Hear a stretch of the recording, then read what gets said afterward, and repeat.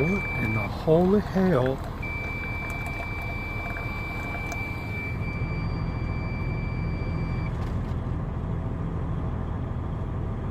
What's up? What are you doing? What's up? What's going on? Nothing. Actually, all that chocolate in my teeth. Little Miss Pigtails?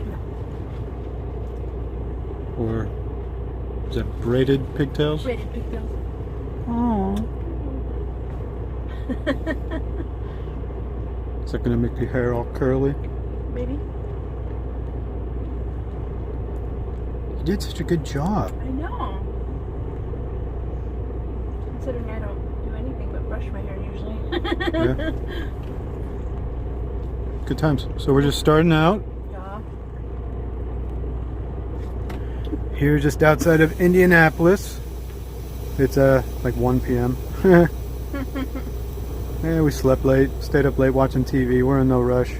Don't have to be over, what, we're like 180 miles from the pickup and don't have to be there till the morning. So we're like, Right. no rush. Right? Right.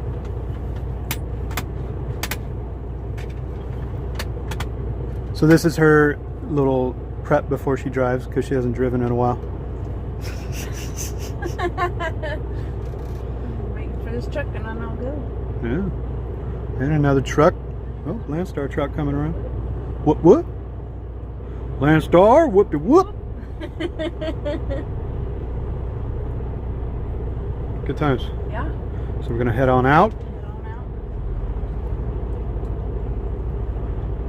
For those of you who think I don't ever drive.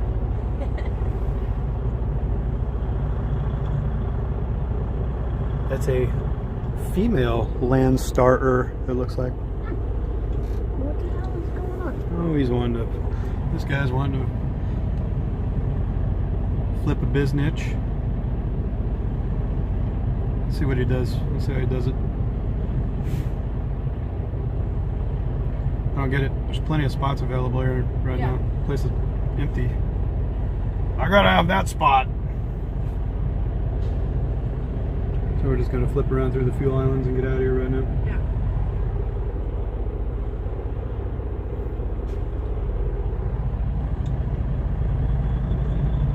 Let's watch Selena shift.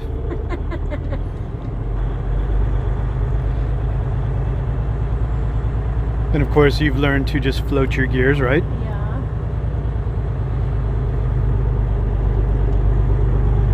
Winging around. Coming around right here. Let's watch the trailer. Make sure you don't drag these red poles, right? Right? Right. That's half the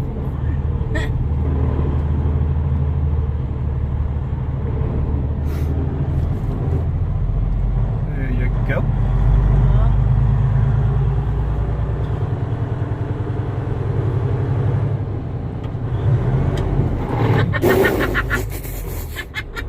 Why you gotta record me? Go to fifth. Fifth. That's fourth. Rev it up a little bit. Oh my god. God. Quit. There. No. I need to quit filming. You put me on the spot, man. I don't like it. Maybe look like a retard. Well, I'll give you the disclaimer. I'll put it out there for you. You're a creature of habit, and your habit has been driving automatics for the past, God, year and a half or more. Yeah, I only drove stick the first 3 months. Put my cough cut back up.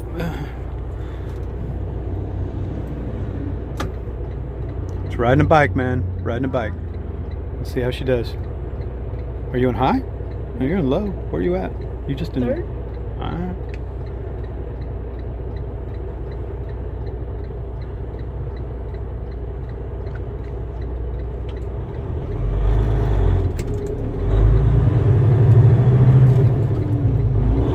There you go. Float them gears. Are you clutching? Oh, you're clutching. I am. Hi. See, this thing, when you get into fifth gear, it's okay to just go ahead and click it up in the high range. That way you're ready for your next gear shift. A lot of people may forget to click it into high range. They pull it out of gear and all of a sudden they're like grinding the granny gear. Right. Going, what? Oh man. Yeah. I'm just saying, I know the common habits of driving manual. Right. Of course, I drove manual since '97. Don't clutch. See, this is where you can just find your gear, right? Yeah. Don't. There. See? You can pretty much find a gear at the bottom of the rev cycle Right. in high range. You just got to put it in, and away you go. But floating gears has obvious advantages to the truck. The less you use your clutch and properly float gears, Right. you don't need clutch adjustments. You don't burn your clutch out, have to replace them. The only time I use my clutch is start, stop, and backing. That's pretty much it. Well, I do find if I double clutch it, I was just trying to float it and it doesn't work out well. It's alright, you get better. You get better. You just need to drive more often. I do. So we're heading into Indianapolis right now, and then on up to southern Michigan, just outside of South Bend. Going up there, picking up our load of hazmat, going to Reno. Right. Good times. Well, I guess you're done shifting for the time being. Yeah. It was funny though. It was cute. You know, yeah, whatever, jerk. Filming me while I'm grinding gears. And all the comments that will ensue. Oh yeah. Oh, just mad heckling, going, oh, if you can't find them, grind them. I knew she couldn't drive. She can't drive stick. Right. Right. So, got in last night. It was snowing. Snowed through part of the night, then it cleared up, got cold. Today it's all nice and clear though. It's always a nice thing, you know, Midwest, you know, oh, snowstorm, you know, everybody all freaked out about snow. It blows through, and then next day it's gone. So just park it, take off the next morning. No big deal. That's typically the way the Midwest works. Now up in the mountains, you can get stuck up there, you know, Wyoming, whatever. You might get snowed in for a couple days until they open the roads. But, and then, you know, New England, snows real bad up there. Takes them a while to get it cleared up, but a lot of times Midwest, pretty basic. What's up, pigtails? All right, we'll check back. What are you doing here? I'm over here. You're over here? You're over here? Yeah, I'm over here with him.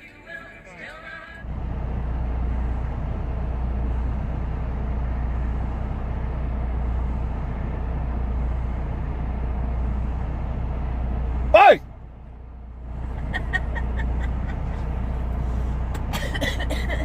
Gotcha. Oh, yeah.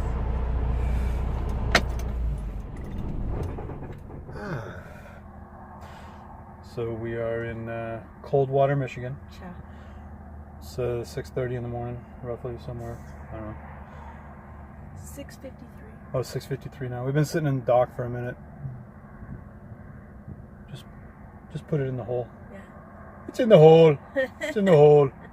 And nobody's here yet. Yeah, I got here just before 6:30. They don't do shipping until 0700. So there was one guy in there moving around some totes and stuff, and checked in with him, and he told me where to put it. This little dock out here. 2 dock doors. It's a chemical warehouse. I go back on the thing I was just thinking about. I like dealing with hazmat sometimes, you know. It's like go in there, one guy, real helpful. Bathrooms are over here. Anything you need, use that door over there. I mean, put it in the hole. Come on back in if you want. Hang out, sit down, blah blah blah.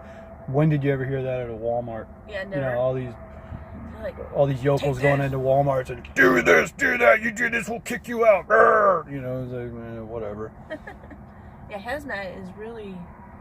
You deal with a different level of people that there's more respect involved and stuff like that, and they're more courteous. Tri-State and all the places we went. It Oh was yeah, like they treated you like gold when you came in. It It's was like great. a whole nother world, man. I go back on, like, I remember, I think it was in it was in Washington, I think, or Portland.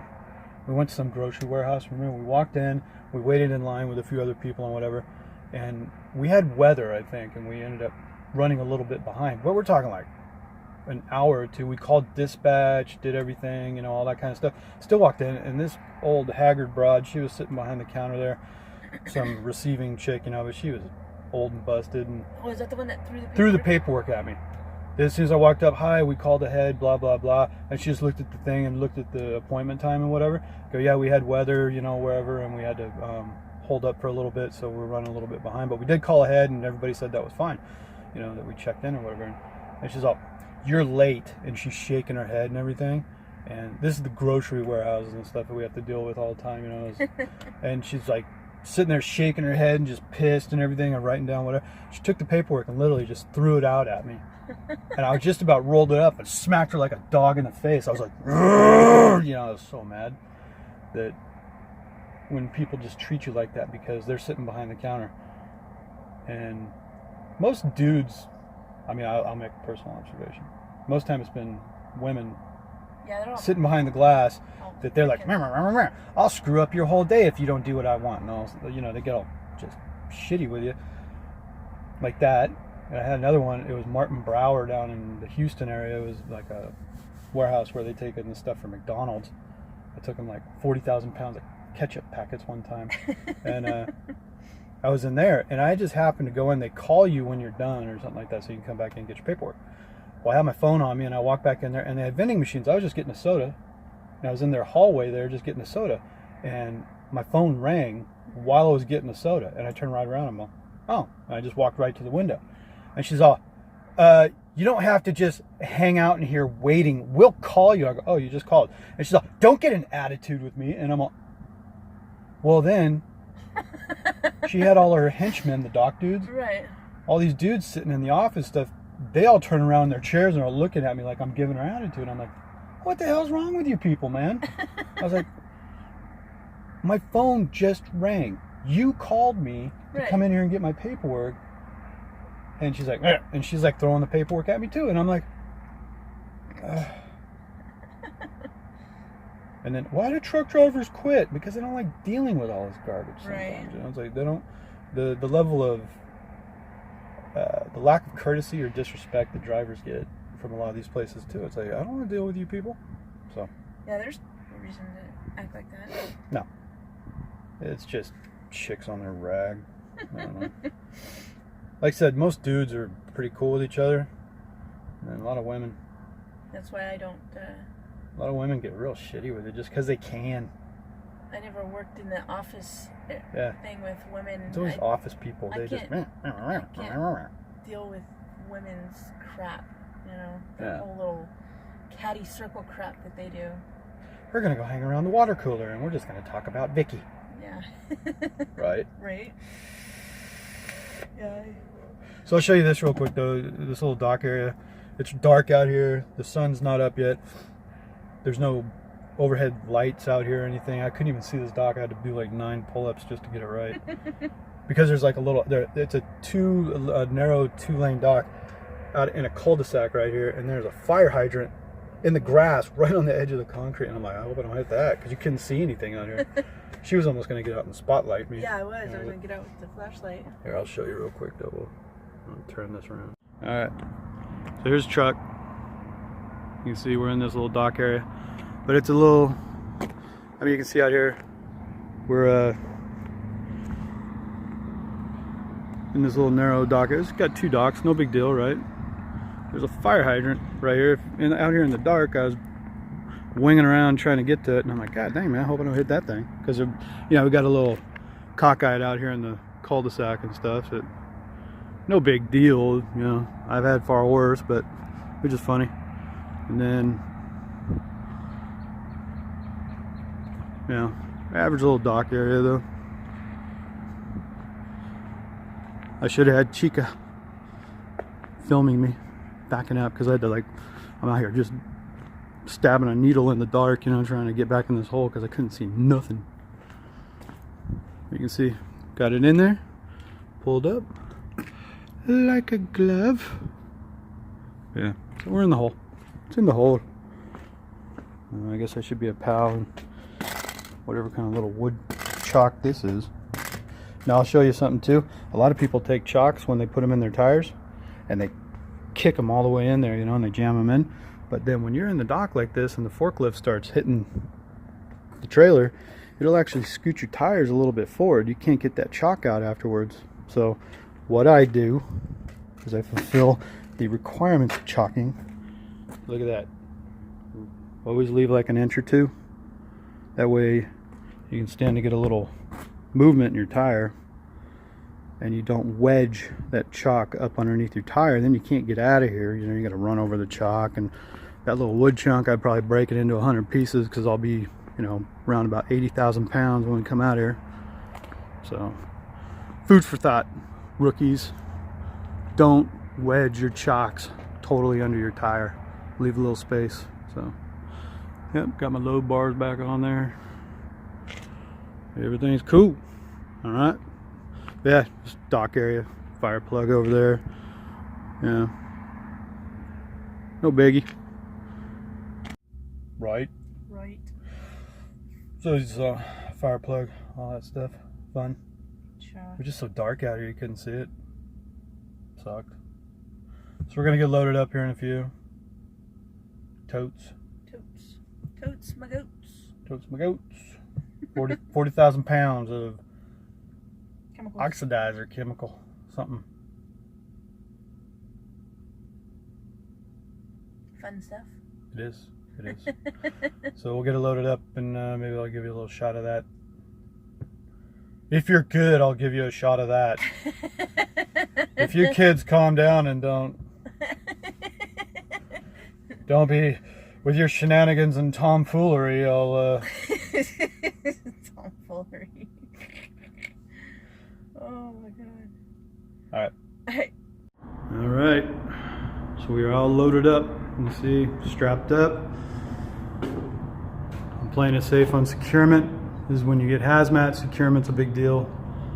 I put on the single totes, I put a strap around them to at least show due diligence in preventing side-to-side movement or possibly even tippage. Even though these totes, real heavy, they're not going anywhere. But in the event of an incident of some kind, you want to take preventative measures if you can. So you can see I got 1, 2, 3, 4, 5, 6, 7 straps around singles down there that, like I said, just to be on the safe side. And then the other thing too, when you strap up, you make sure that the straps are against metal backing like that, or if they are out of the way so you don't have direct metal rubbing on the plastic while you're going down the road.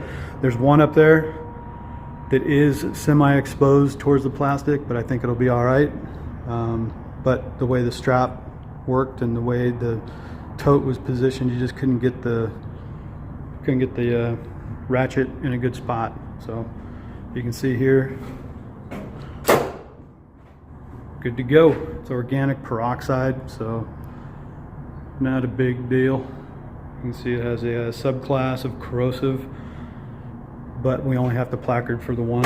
So the subclass, unless it was mixed with radioactive or anything like that. See, this is stuff you need to know for hazmat. You know, what can be mixed, you know, what has to be segregated, all that kind of stuff. But you can see, just this is what you need your tanker endorsement for nowadays too, is when you haul a tote like this of 119 gallons or more.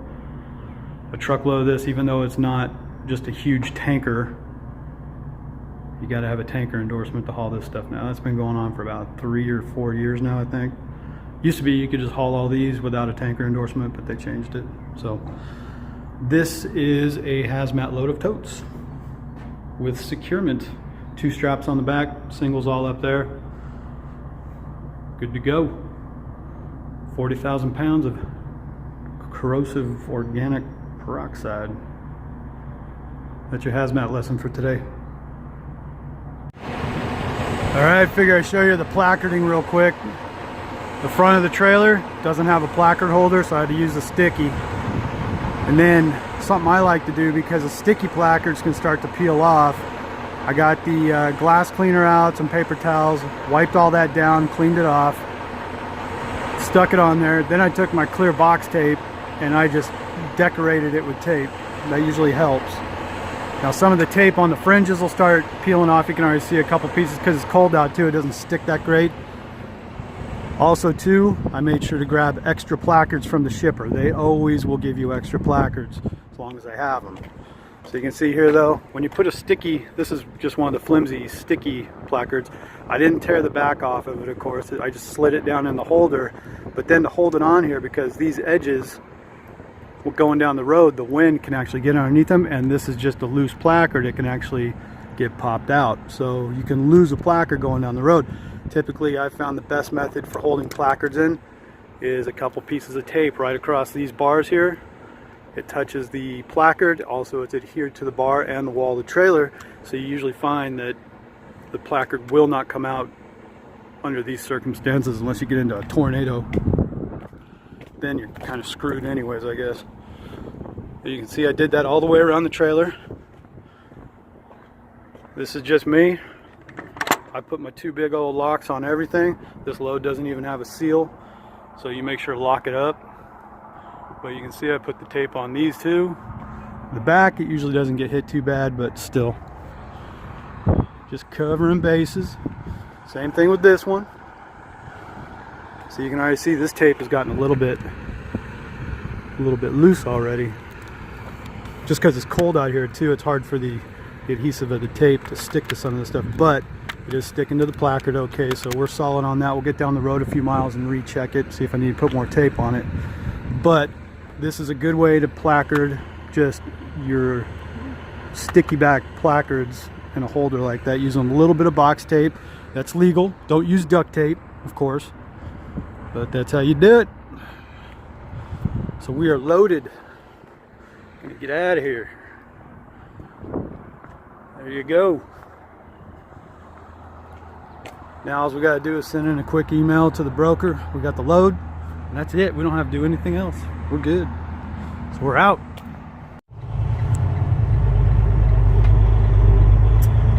Pulling into the scales.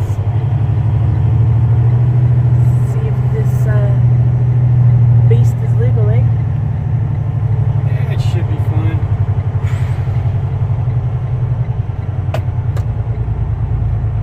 Never know, never know.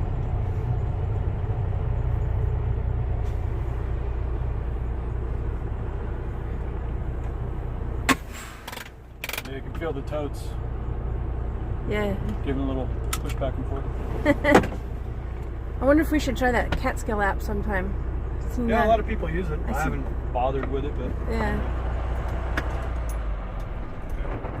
turn the truck off this time so you can hear the lady on the speaker. Right. So when you get out at the scales, of course, you make sure that You're properly positioned, steers, drives, tandem's in the back. So we're good. Push, call. First way, First way, truck number, 425100.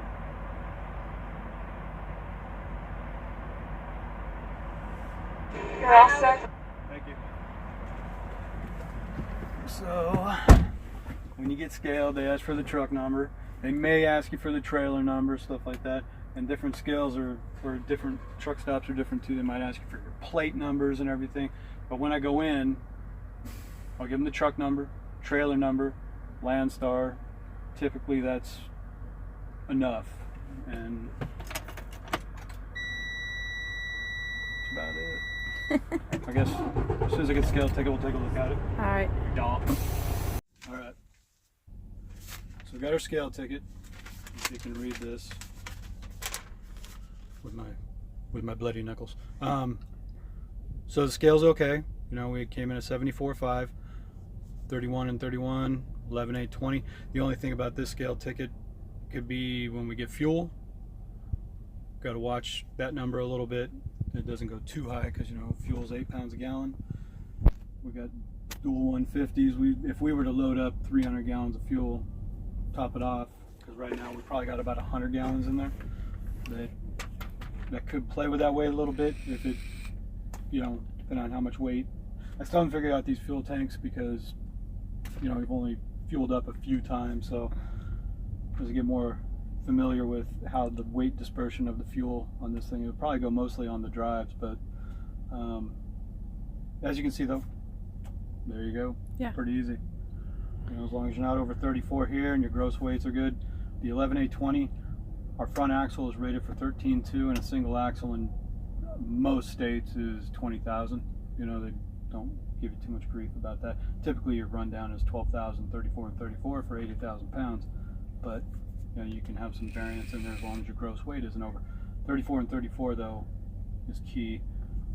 Your 11820 there, you can go over 12,000 in some circumstances as long as your gross weight, and these ones aren't over 34,000, so you're not pushing over 80,000 pounds, if that makes sense. Does that make sense? Yeah. All right. So we're loaded. We just dropped down to Indiana right now. Got the scale ticket. We just came over here to the service plaza. We're gonna get us a Starbucks. Right? Yeah. Show them the cool little card that you get with your scale tickets. Oh, these things. I used to save them, give them to the kids and Right. stuff like that. Yeah, they always liked it. Yeah, you get these little super trucks. But yeah, looks like they're in Indianapolis, maybe. Yeah, the little collector cards that come with every scale ticket. That's not Indianapolis. The building doesn't look familiar. But yeah, let's try to check this. Front Royal, Virginia. Maybe they're in Richmond. I don't know. Wherever that was taken, I don't know. Oh, look, they're hauling autism. A whole truckload of A it. whole truckload of autism. Must be vaccinations. People wonder where autism comes from. These guys brought it. So you can chuck these things, whatever you want to do. Yeah, or take them home, give them to your kid. I don't save them anymore.